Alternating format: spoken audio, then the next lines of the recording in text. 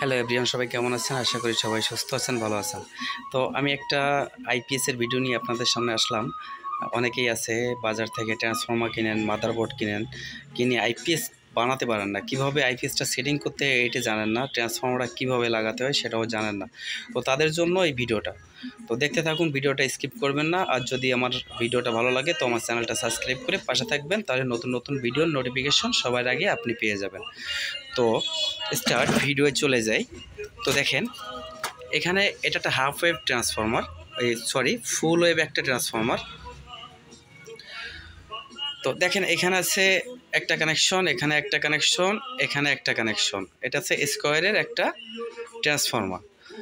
তো আপনারা যখন বাজার থেকে একটা আইপিএসের ট্রান্সফর্মার কিনবেন, সেটা আপনার 1000 ভিএ হোক আর 600 ভিএ হোক, যাই হোক, তো ট্রান্সফর্মারটা ঠিকই এরকম পাবেন। একটা আছে এরকম তার একটা পাবেন, আর এরকম দুটো তার পাবেন।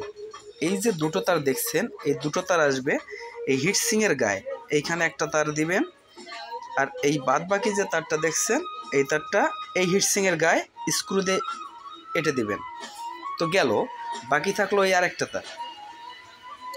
এইটা ডাইরেক্ট ব্যাটারির যে পজিটিভ আছে, ডাইরেক্ট ব্যাটারির পজিটিভটা এখানে কানেকশন করে দিবেন। এবং দেখেন এখানে কিন্তু একটা পজিটিভ আছে, তো এখান থেকে একটা তার নিয়ে আপনি এখানে কানেকশন করে দিবেন। তার মানে এবার আছে দাঁড়ালো এখানে, দেখেন এখান থেকে একটা তার নিয়ে এখানে জয়েন্ট দিবেন। আবার এখান থেকে বি পজিটিভ, যে বি পজিটিভ তারটা, সে বি পজিটিভ তারটা এখানে আসবে এবং এখান থেকে এখানে একটা কানেকশন আসবে লাল তার পজিটিভ। তো এখানে আমার শেষ। তো এবার আছে মেইন যে বিষয়টা,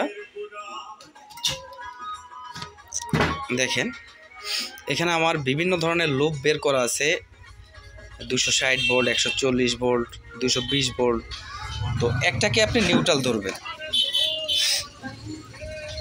তো এখানে এই তারটা আপনি যদি নিউট্রাল ধরেন, তো এখানে এই নিউট্রালটা আপনারা জানেন নিউট্রাল কানেকশনটা কি, নিউট্রালটা একেবারে সকেটের নিউট্রালে চলে যাবে।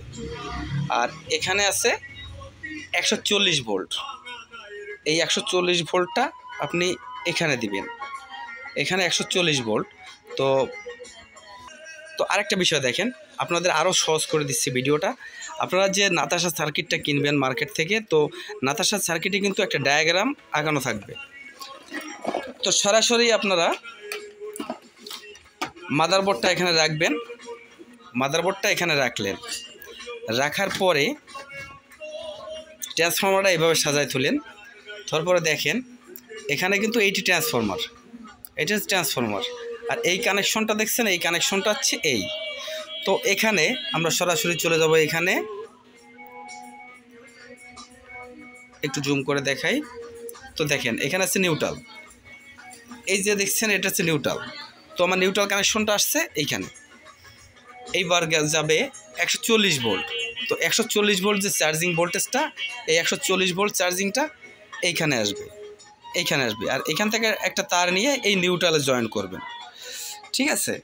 তারপরে যাব আউটপুট, মানে তিন নম্বরে আসবে আউটপুট। দেখেন আউটপুট যে ভোল্টেজটা 1 2 3। তো এখান থেকে একটা তার নিয়ে সরাসরি ওইখানে আইপিএসের যে সকেট আছে আউটপুটে জয়েন করে দেবেন। তো দেখেন এবার 260 ভোল্ট, এখানে আছে 260 ভোল্ট। তো এখান থেকে আপনি 260 ভোল্ট নেবেন, মাথারটা এটা আছে 260 ভোল্ট, চাইলে 220 ভোল্টও দিতে পারেন। তো আমি 260 ভোল্ট দিব, যেহেতু নাতাশা সার্কিটে 260 ভোল্ট রাখতে হয়, নাহলে ভোল্টেজ লো হয়ে যায় ডিভাইস দেওয়ার পরে, চালানোর পরে। তো 260 ভোল্টটা আসবে আমার 4 নম্বরে। তো দেখেন এখানে আছে 260 ভোল্টটা আমার 4 নম্বরে আছে, ঠিক আছে। তো 260 ভোল্টটা আমি এইখান থেকে একটা তার কানেকশন নিয়ে আমি এই 260 ভোল্টে কানেকশন করে দিব, ওকে। তারপরে দেখেন ফেজ, এখানে আছে ফেজ। তো ফেজ যে আপনারা এই যে ফেজটা দেখছেন, এখানে আছে ফেজ, এই যে ফেজ কানেকশনটা দেখছেন, সরাসরি আপনার কারেন্টের যে ইনপুট ফেজ আছে, ইনপুট ফেজটা এখানে দেবেন এবং একটা নিউট্রাল থাকবে, নিউট্রালটা এখানে জয়েন করে দেবেন। দেওয়ার পরে এখানে দেখেন সিএপি, মানে এখানে আছে সিএপিতে ক্যাপাসিটার, একটা ক্যাপাসিটার কানেকশন আছে। তো তো আপনি এখান থেকে চাইলে একটা ক্যাপাসিটার দিতেও পারেন, নাও দিতে পারেন। তো সাধারণত ক্যাপাসিটার আমি ব্যবহার করি না, আপনি ব্যবহার করতে পারেন। তো কানেকশনটা আমি বুঝিয়ে দিই। তো দেখেন এইখান থেকে একটা ক্যাপাসিটার, এখান থেকে এই যে ক্যাপাসিটারের কানেকশনটা, এখান থেকে একটা ক্যাপাসিটারের কানেকশন নিয়ে আপনি নিউট্রালে কানেকশন করে দিবেন। এখান থেকে কাজ শেষ। আর এখানে যে ভিআরগুলো দেখছেন, ভেরিয়েবলগুলো দেখছেন, এই ভেরিয়েবলগুলো আপনার অ্যাডজাস্টিং করতে হয় বিভিন্ন ধরনের কাজে। এখানে এটা আছে এম্পিয়ার আছে, এটা অটো কাট আপ আছে, এখানে ভোল্টেজ আছে ইচ্ছা মতো, এখানে হার্জ আছে, বিভিন্ন ধরনের, এখানে ওভারলোড আছে। এই ভেরিয়েবলগুলো সাধারণত অ্যাক্টিভ করা থাকে, এগুলো হাত না দিলেও পারেন, সমস্যা নাই। তো এইভাবে আইপিএসগুলো মানাবেন। আর যদি কোনো সমস্যা থাকে আমাকে কমেন্টে জানাবেন। সবাই ভালো থাকবেন, সুস্থ থাকবেন, সবাইকে ধন্যবাদ।